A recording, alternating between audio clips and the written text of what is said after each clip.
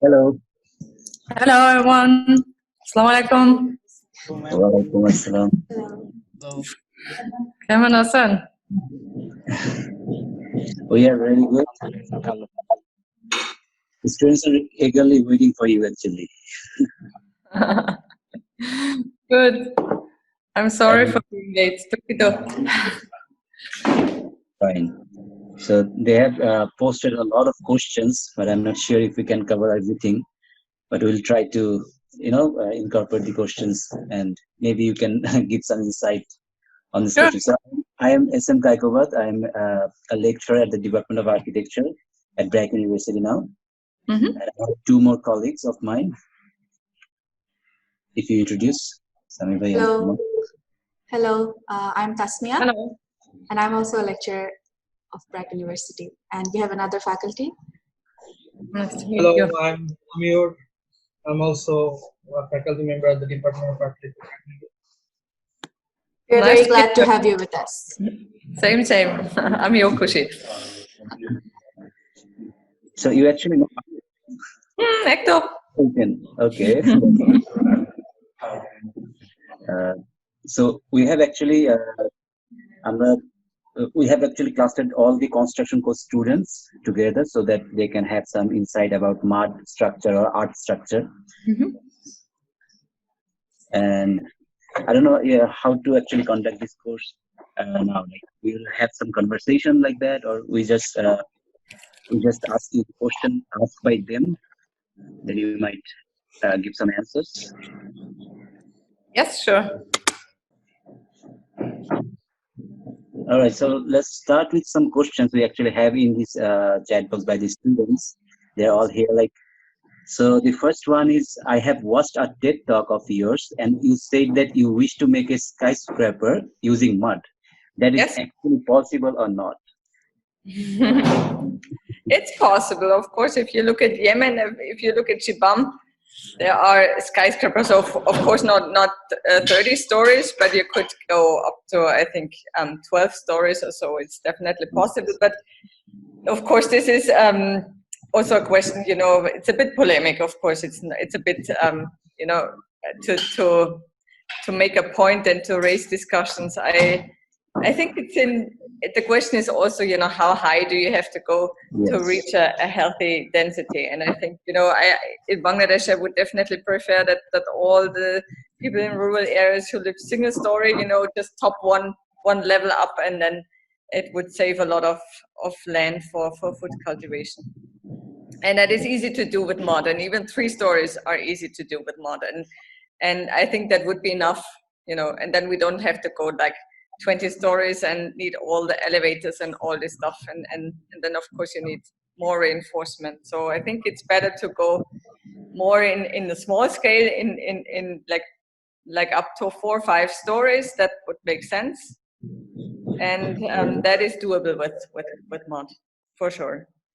But there is also, of course, I would see hybrid systems like in Dhaka, the structures that you see with the columns, with the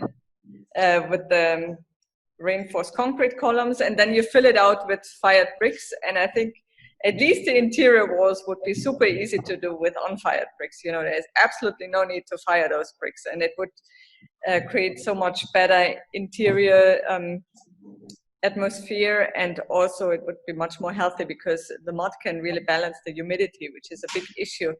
And it's not, the fungus that is in the air because of the humidity would be just much better with the clay, would be much more dry. All right. Okay, so if we move on to the next question, we have, what got you interested in sustainable architecture? Any specific incident that inspired you?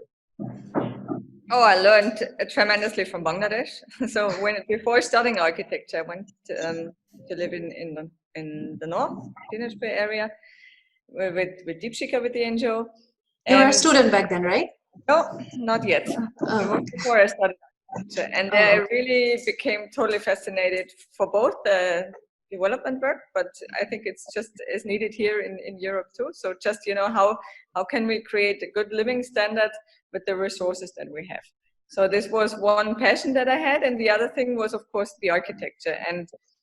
But I learned really most from Bangladesh and from Deepshikha that, you know, the most effective strategy to find a good level of living and a sustainable one is that you really see and take care and cherish and value the resources that you find on the place and try to make the best out of it.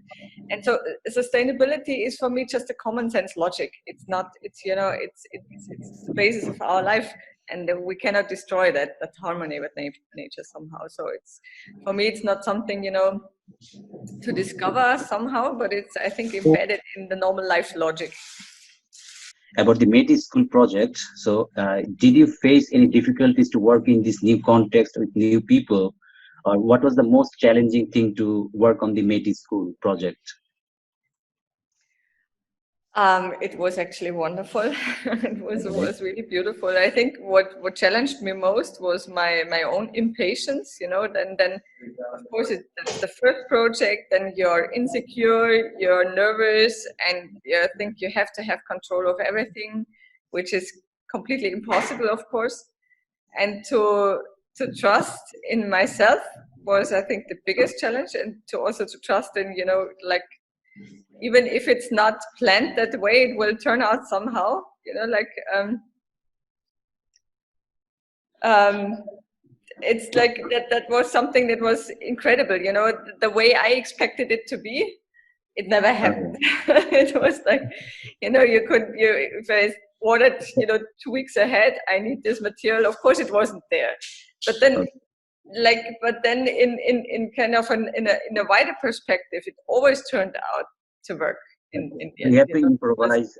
It was like Bangladeshi Kicho Shombapna. That was the sentence I always heard, you know. Anda Shomasha nai, Bangladeshi Kicho Shombapna. Hobe. So this was something I definitely had to learn. You know, it challenged my patience, but it also raised my trust in the end. Right. So another question would be like, you have done a lot of projects around the world. So do you use the same technique while building mud houses or art houses? A different technique is according to the context of the local people using that techniques. So you contextualize your projects, right? That is the question. So the nice thing with the mud is that it's everywhere different. So it's everywhere different wherever you go in the world, and also the climate is different. So if I'm taking these parameters really serious, then it creates an architecture that is somehow unique and is made for this place, and also very authentic. And I think there's a lot of power in that one, because normally that's not what I mean. We just get more and more random in our architecture, or it's because we have found or invented materials such as concrete and steel that makes it possible to build the same way in an arid climate or in a humid climate, and that somehow is uprooting also the buildings, you know, because it's kind of getting random where it is. So for me, it's really fantastic that local materials have vulnerability and have their limits, and I need to, as an architect, as a designer, I need to deal with these limits, but that also give the things its specific character in the end, and I think that's fantastic, because that's what it makes it unique in a way. So of course I'm looking at the clay, I'm looking at the local techniques, and then of course I'm trying to see, you know, how is it possible to maybe to take a next level of you know, in the development.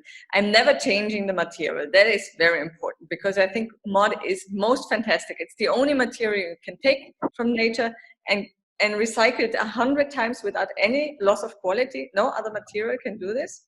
And you can give it back to nature, and you can plant a garden on top. So it leaves no scars on the planet. And that's the most fantastic.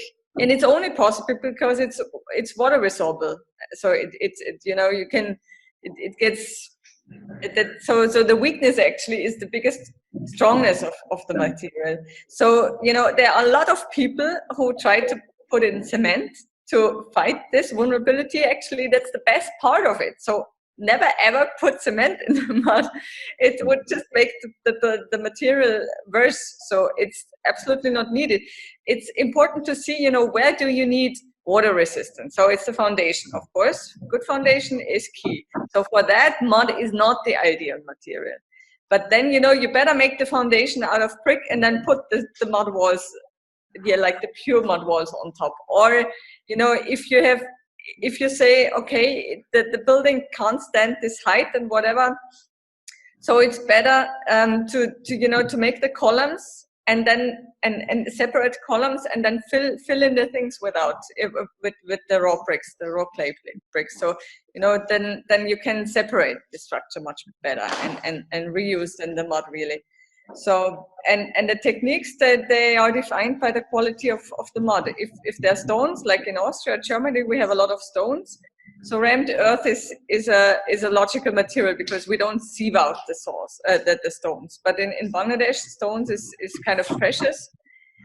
So of course rammed earth looks beautiful, but and I think there are projects and situations where it makes sense to use the rammed earth, also because it's really strong. And but for example, in Rudapur, it was much more logic to use, for example, the straw. And the straw has the advantage that when the facades are eroding, you know, it becomes a bit rough, you know, because the straw is sticking out a bit, and this roughness is all that is needed to prevent the water running down the facade in a very fast way. And that's what we have to avoid. You know, when the walls get wet, it's not a problem. But when the water runs down fast, that's when erosion is happening. And this is what we have to avoid in the structure. And, you know, with the straw, it also, I mean, you don't have to maintain it, because then the aesthetic in the Métis school is rough. You know, you have this surface, and it's kind of also makes you want to touch it because it has this straw coming out of it. So that's the aesthetic.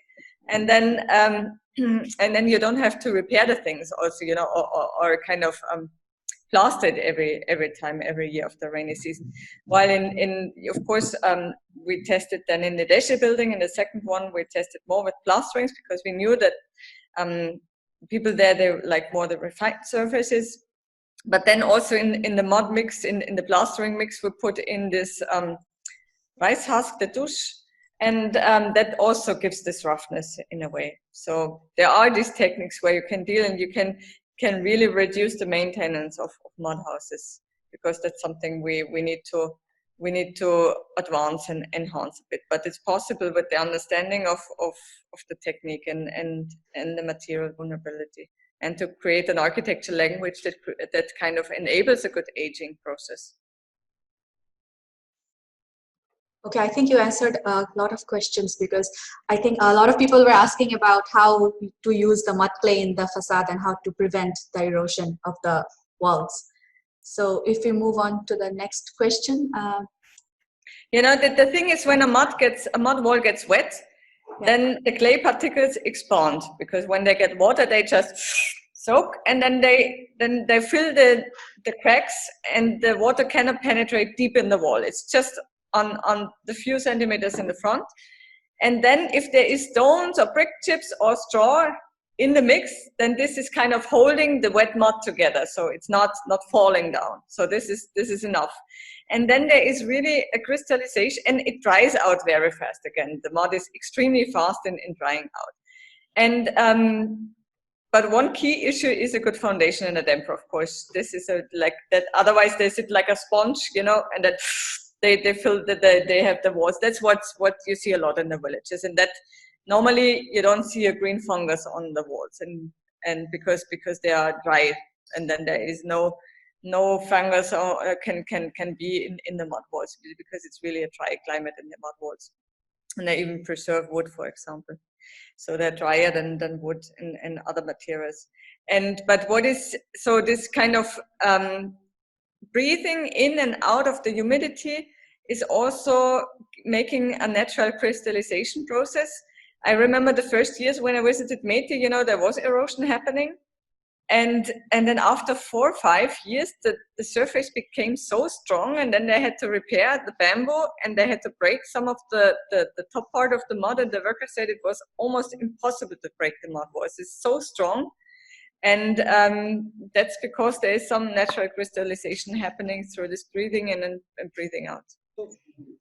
We have, as you have worked in Bangladesh, you know about how people think. So they have some kind of aspiration, like when they are living in mud buildings, they want to shift to corrugated sheet building. When they are living in CI sheet building, they want to move to a semi-paka building, and then they want to go to a brick building. I mean, they have some sort of a aspiration, expectation for buildings. So when you propose a mud structure to the common people, the community, or also even the clients who are quite educated, but they also not always accept the proposal. I mean, how do you make people feel that they should get a mud building, they should opt for a mud building?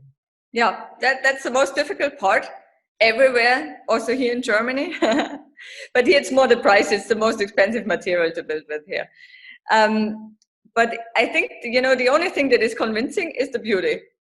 But that's our core capacity as designers. We have to make sure they will get a house they can completely be proud of. That's what is an absolutely must. And then, the other things, what I understand when I say, okay, we don't want to have a mud house, is because they would feel ashamed, because they think it's a poor structure. So we have to just make clear, okay, they get a most beautiful house, and yes, it's out of mud, and it's fantastic because it's the Bangladeshi earth, that is the basis of all our life, and it's also the pride of culture, and the comfort. I mean, in the end, they know, it's much more comfortable to be in a brick in a mud house than in a brick house or in a CI sheet house. But of course, there is this longing for esteem and for, this pride. And of course, we have to react to this with our architecture and make them the most beautiful building. But I'm actually not building, when they told me, also Deepshikha wanted to have a brick house in between, I said, I'm sorry, I'm not taking this to commission. And then it was very painful for me because, someone else is building then the building next to the Métis school, and I can't do it. But I'm saying, I won't touch it. It's against my ethics. I'm not doing this. And I also hear, I'm not taking commissions where I know this is not sustainable. And I had also with Bangladeshi colleagues, I had discussions about this topic. With saying, climate change doesn't, it's said, I mean, they are so poor. They want to have a good house, so we give it to them. Whatever they want. And no, I don't think so, because every person has to deal with climate change, and it does not matter if you're rich, and it does not matter if you're poor. It's the same, I'm treating everyone the same. It's like we are one humankind, we have one planet. And of course, there's always a feeling of guilt. We exploited developing countries, and yes, the poor should also have a good standard. Yes, of course, they need a good standard. And yes, of course, they deserve the most beautiful house, but not when harming the environment. And this is something, I have the same kind of things for everyone. It's like, and then as an architect, I'm also saying no to commissions where no, okay, this is not following the ethics, and this is hurting more than it makes something good. And like, for example, there is so much more, when you build a home for people with mud, then of course the money stays also within the village, because you have to hire then the craftsmen from the village. If you invest that money in bricks, then this money is for the village is gone. You just hire less people, and more money goes in the pockets of the guy who owns the brick field. So I think we have to be also strict as architects with ourselves and say, okay, we have certain standards of ethics, and we follow this. And if and somehow the system, we need to change it. It's not changing by itself, the system. We have to change it. And there are centuries of branding. That brick is more beautiful than mud. And when it's incredible. When I land in Dhaka airport, the first thing you see is a dozen of advertisements for cement and steel and aluminium and air condition. Most dominant things that you see all around the streets when I go up north. Incredible. Then you see all the brick fields. And of course, I mean, it's not just the cars that make the air bad in Dhaka. It's, I think, much more the brick fields that make the cause this air pollution. And I think, you know, we really need to be more healthy. And it's incredible that the smog in Dhaka, you know, after one day in Dhaka, I feel like I had smoking, I don't know how many cigarettes. It's like, it's incredible. So there's a responsibility that we have as architects, really to use only that bricks and that concrete only where it's absolutely necessary and not more than this. And I think that's politics. I mean, we see, you know, architects are not politicians, but yes, we do politics, because in the end, you know, we deal with big budgets. And that goes in you know, in the end of my life and my career, if I calculate then all the building budgets, it probably comes up several millions of euro. So I want to make sure that I say, you know, with the choice of my material, I make sure, or I decide in the end who's getting this money. You know, if I invested in CO2 kind of refined materials that harm the environment, or do I invest it in local materials that where the craftsmen ultimately get the money, because the materials are given by nature for free. So this is something, you know, we have to keep in mind. Whenever we decide for a material, every choice of a material is defining who is getting the money in the end. And it's not just an aesthetic question, it's not just a structural question, it's an ecological question, and it's a social question. And that's why I'm so convinced about mud, because it really is a catalyst for good development. It answers, it reacts to our two predominant problems. One is the climate change, and the other is the social injustice. And because this material is, you can dig it for free or with very little cost, and you just have the labor again. So the money really goes into labor, into human people.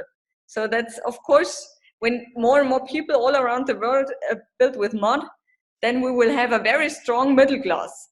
But when more and more people build with cement and concrete and steel, then of course the money is more and more piling up at very few people that get very rich, and then the majority is getting poor. So from all the perspectives, mud is not just a material, it's really a catalyst for development, and has a really big, powerful tool for that. So in line with that, that is a very crucial information you actually gave about the mud. So we had a question, like one or two projects like this may not change the environment, but have you created any work plan for future to introduce mud in the mainstream architectural scenario? Yeah, I'm not I mean, my colleague Martin Rauch is working on that more technical part. So in Europe, it's very important to prefabricate so that you can order, you know, huge pieces of mud wall that you can pile up in fast speed and load bearing things. So that technology is in development and is working already. Like, for example, the Herzog de Meuron building in Switzerland, the Ricola Herb Center is built in that technique. And I'm also now building a project in Germany in that technique. And mainstream architecture, yes. I mean, I think like that's my whole work is about it, to say, okay, you can build with an old material, but that doesn't mean that the architecture is old, you know. Of course, you can use a brand new architecture and a modern language, and the material can be old, of course. And it's actually good that it's old, because it has proven that it doesn't have any bad side effects. So, but I see it as our core capacity as designers, that we say, okay, yeah, we don't have to build it exactly like 100 years ago. We can, you know, and mud has so much potential, you know. You can make it straight, you can make it curved, and it's a fantastic material that has really very unique character. So there was a question from one of the students. She wanted to know about one of the traditional building technique, which is called Zabur, that you used in your buildings. So she was curious to know more about this, if you could please elaborate. Yeah, well, Zabur is basically you take the wet mud. I usually, when I'm doing it here, I mix also stones in it, because the stones are not shrinking, you know. The Zabur technique is wonderful. It's my favorite technique, because you take the mud, the wet soil, and just shape it with your hands, you know, just, you know, it's just building a vessel. It's like ceramics, but it's a lot used in Bangladesh. So it's, I like it very much. And but it shrinks a lot, so it has a lot of cracks. And while the rammed earth, for example, it has much less humidity, much less water, and so you have less cracks in the end. And the cracks, of course, you have to fix, and that is work. I mean, you can fix it, but it needs some time to do that. And the comparison between Zabur and Korb, what I was using in Rudrapur, is the Korb, you cut with the spade and you have the straw in. And what is important here is, you know, when you would pile it just like this, then the straw is normally in this direction. But when you cut it, when you pile it and then you cut the overhang, then the straw is, you know, it's cut, and then the straw is like this. So when the water is running, this gives a little resistance, you know, if it's washed out, because the straw is not just like this in the wall, so it would just wash out, but it is like this in the wall, or like this and like this. So it kind of, you know, when the straw is sticking out a bit, then it just protects the facade a bit better. So as you have worked in many projects with mud and bamboo, so we have a kind of understanding that when you design a good architecture, it starts influencing the architecture of the vicinity area, of the surrounding area. People try to copy from that, people try to pick the good things from that. So basing on your experience, do you think the projects that you have done at various locations or various places, that whether they have become a good influence or good trend for the construction practice of the surrounding areas or places? I think there's more work to be done, you know, and we need all of you to set more examples. You know, it's like centuries of history that go in the other direction, and still all the movies and all the, you know, the inputs that come from outside, the media, everything is going in the other pulling in the other direction, and I'm pulling in the other in the opposite direction. And I need more people to support, you know, to pull in this other direction. And of course, it's much more effective if Bangladeshi colleagues and architects are also pulling in this direction. And I think if we all start pulling, then we will really get a deep reaching effect. But what is the nice thing is that the workers are really trained. They're amazing. They're really, the last structure they did on their own. We were just once there in the middle, you know, to discuss a few things, but they did the whole thing, the structure on their own. So they really know the know-how now. The know-how is embedded there, and they train also new people. So, but they need commissions. So design something beautiful and hire them. So about the mud structure, like you have also introduced the bamboo with mud, right? So the hostel, the three hostel in China, we have seen the design, and the students have already seen the design. So how does that bamboo is actually treated, or how can you just achieve this massive structure with bamboos and mud, and how is the maintenance going to be cost actually? Yeah, the bamboo is definitely a material that does not last as long as the mud does. So the mud is much more resistible and durable than the bamboo. That's why the latest structures are also two-story mud structures for me in Bangladesh. And I think it's important to design it in a way that you can replace it more easily, the bamboo, because the bamboo is growing so fast. So, you know, it's no harm to replace certain things. But that's something, you know, that I think we have to also, I have to learn more, you know, how to make it in a way that it is easy to be done, you know. Like the outside bamboo poles, it's super easy, of course, but it's more difficult with ceilings and so on. So it's good maybe to have a primary structure with wood that lasts longer, and then the secondary structure maybe with the bamboo that can be then replaced more easy. But there is, you know, this is, I think, something that has to be seen. Okay, the structure needs to be repaired from time to time, but every structure does, by the way. So it's like, you know, we always think that concrete lasts forever. But it's not true. I mean, there's not one single building of concrete that is 500 years old, but there are many mud houses in this world who are 500 years old. So it's, you know, it's always it's the perception that we have in our minds that concrete lasts forever, but in fact we see it's very difficult to maintain concrete.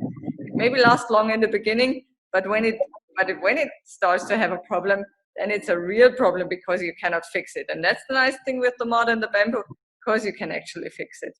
And so there is, you know, I think we have, when we design, we need to design already in the way that we say, okay, how does maintenance happen? And how can we facilitate it to make it more easy, that you can reach it more easily? I think you mentioned in one of your lectures that when the mud falls out, you can just wet it with some water and then you put that back on the wall. So it's that easy to maintain. Yeah.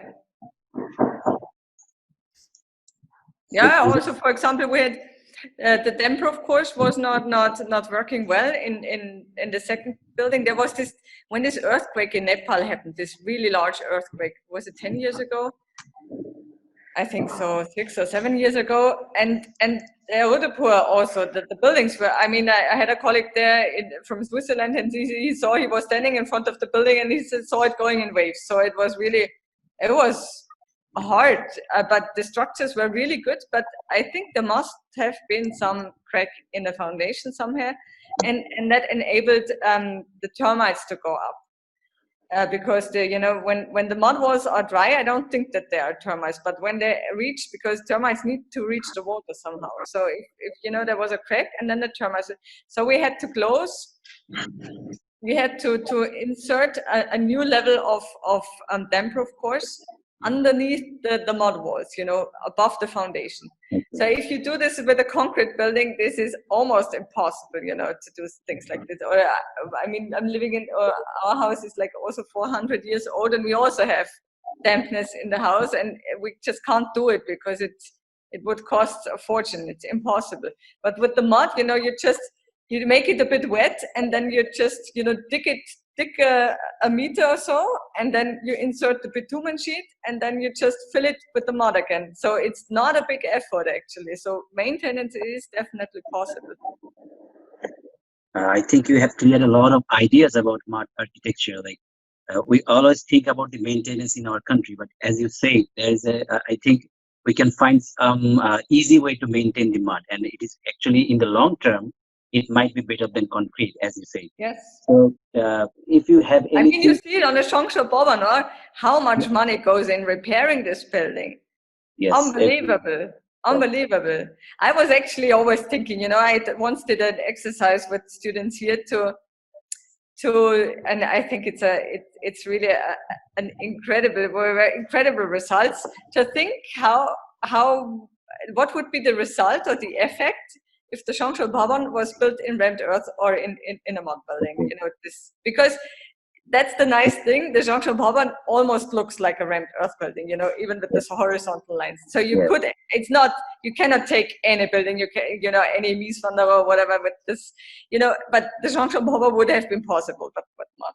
So to think what would have been the economic effects, what would have been the social effects, the environmental effects, and the cultural effects if this building would have been done in mud. I think it would have been amazing. It would have been absolutely amazing, you know, because I mean, Louis Kahn, I think the idea was to train Bangladeshi workers to be the leading experts in concrete structures in that region in Asia. But in fact, they didn't find work because no one else was building with concrete afterwards. So they had to go far away. They had to move out of the country. Total brain drain. And then of course you say, okay, you know, your local material is not good enough. What we're having something special, we're having something better, you know, and that of course is a driving force to say, you know, because then people don't invest in enhancing the technology to use the traditional building. And of course, then when you go in, there's a lot of humidity in the air, it's the fungus, you can even breathe the fungus inside. It's not very healthy actually. And I think it would have been, you know, the costs of maintenance would be much more, of course, in labor, in people, and not so much in materials. I think there was a huge import of stones, of concrete and steel from Pakistan even. I mean, just imagine you just fought for independence, and then you have to knock on daddy's door again in Pakistan and say, please send us the stones because we want to build our parliament building. Holy shit, I mean, just take the soil underneath your shoes and your soles, and you say, okay, this is our mud, this is our earth, this is Bangladeshi earth, and we raise our nation with the soil that we have, and we're not going knocking on Pakistan's doors again. I'm not against Pakistan, but I mean, in this situation, it would have been just an incredible, also pride thing. Yes. I think it would be super interesting to do a research, in this way, and saying, okay, I mean, of course, everyone loves this building and it's beautiful, but I'm not in love with the material because I think it's the absolutely wrong decision. All right, that's a very interesting thought, actually. I think our students will be very excited to think beyond on that point. And do you have any plan? Like the students got really excited to know that the alumni actually worked with you once when you were in Bangladesh at MIT school, I guess, from Bragg University. So Yes. do you have any plan for the future buildings or future project where our students can get, volunteer for works and learn from you? Right now, unfortunately, I don't have any new sites planned in Ruhrzucker, but if I have, I can of course let you know. I mean, I was hoping also to involve one of the former METI students. She studied architecture. Somehow it didn't work out, but I would of course be very happy to have volunteers on the site. All right. So do you have anything to say to our students to inspire them or anything, Yeah, I mean, you have a fantastic culture in your country, really, really incredible richness for that.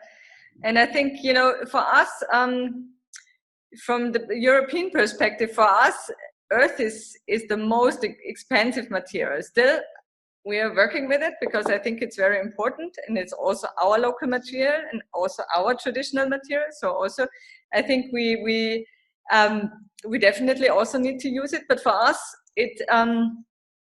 it also involves that we change the whole economic system. We have to invent carbon taxes for materials such as cement and steel and so on.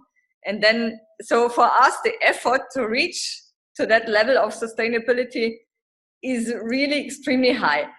Still, we are definitely working on it, but we need to change our entire economic system to make this possible. And there, I think you have the advantage, because for you, working sustainable is more economically also more reasonable and easier in a way. I mean, I see it, I'm trying to work the same way as I work in Bangladesh now in Germany. It's just incredible because all the regulations are against it, and their regulations are made by the lobby of certain materials. Also very clear. So to fight these structures and this, power, takes a lot of effort. And I think, this is your advantage, because you can afford building with mud, and you can afford building with lots of craftsmanship. It's fantastic, and I think that's a huge potential. So and of course you have a lot of contemporary beautiful architecture already, and wonderful, fantastic colleagues in Bangladesh,